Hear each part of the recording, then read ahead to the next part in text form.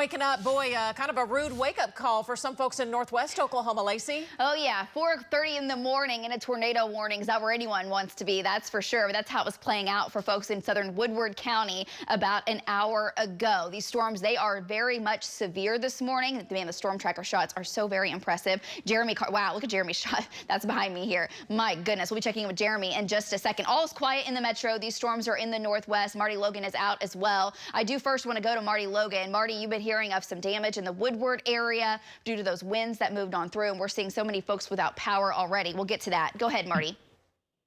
Yeah, so I went down to Viside. The rain had lessened up quite a bit down at Viside, but this bow front that's moving south-southeast is outrunning me, so I'm going to go back into Sharon and Woodward. I had a text message from somebody that said a police officer saw a power line flash on 22nd Street in Woodward, which is probably going to be from the straight line winds of whatever it was, 70 miles an hour.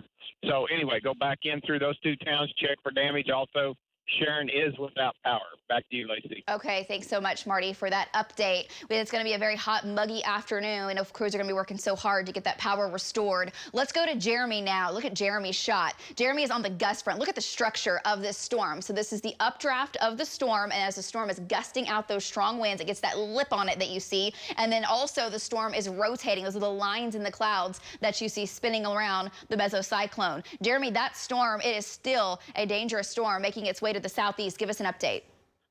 Oh yeah, no doubt, Lacey. And if you look at my shot, that is a town of ceiling. They're fixing to get a rude awakening as well with the wind that's fixing to blow in. And I've been watching this whole storm, and it's really kind of bowing out. Really, I'm right on the apex of the area that's bowed out, and I'm just watching. I'm continuing to watch all this edge all along here for any tags or anything like that. I haven't seen any more rotation anywhere, but I'm definitely keeping my eyes on it close. Back to you, Lacey. We know you are. You're in a great position there, Jeremy, to look right under that storm. And if Jeremy starts to see anything that starts to tighten up or spin in the form of any type of brief tornado, he will be hollered and he will let us know. All right, let me show you what it's looking like as far as power outages go, because so many folks are in the dark right now from Beaver to Tologa. 5,600 customers is the latest. Lacey was just telling me, but customers without power. And that damaging wind threat will continue with these storms as they move down towards I-40. We've had gusts to 55 in Sealing, 68 in Woodward. The strongest winds were when the storms first crossed over into Oklahoma in the Panhandle, 83 miles per hour. And they're in northwestern Oklahoma, approaching the central portion of the state here in just the next hour or so as far as the West Metro is concerned. So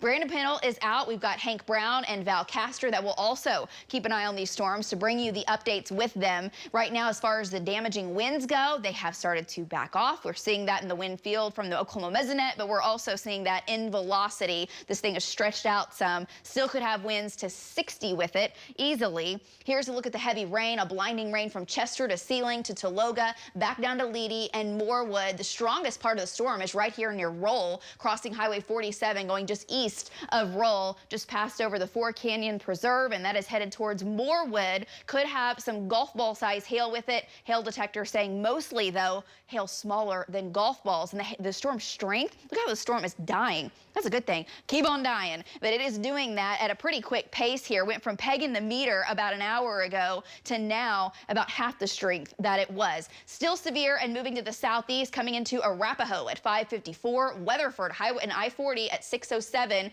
Colony at 629, Union City by 645, Yukon at 650, and again, downtown Oklahoma City by about 7. And we'll have to see how strong those storms are as they make the metro later this morning. Still a 100% chance of rain. Strongest storms likely in the northwest, and the hail size should start to come on down. Winds should start to relax some. Still a severe risk with 50, 60 mile an hour winds. And of course, that's closing in close to rush hour.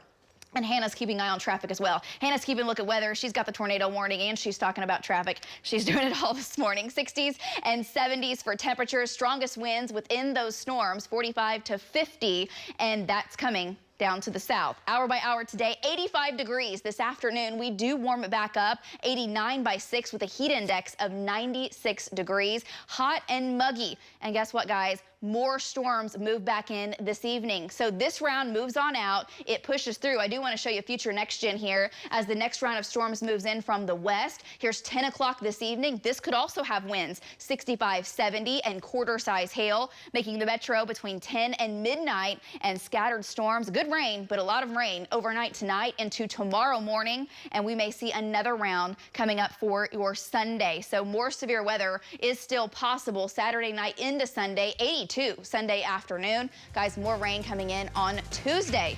That's your 9-day forecast. We're back with much more, and we'll have some more news right after this.